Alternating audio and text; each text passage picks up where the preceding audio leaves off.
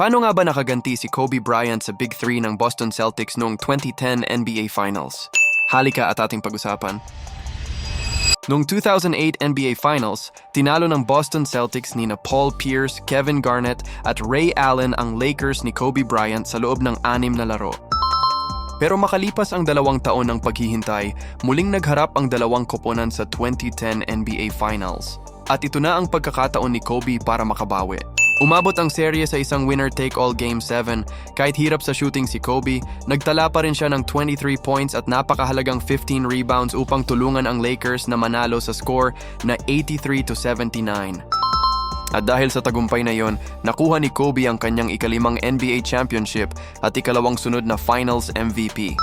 Para sa marami, ito ang pinakamatamis na kampyonato sa buong karera ng late legend na si Black Mamba. Kaya't sa tingin nyo, ito nga ba ang pinakamahalagang championship ni Kobe Bryant sa kanyang buong NBA career?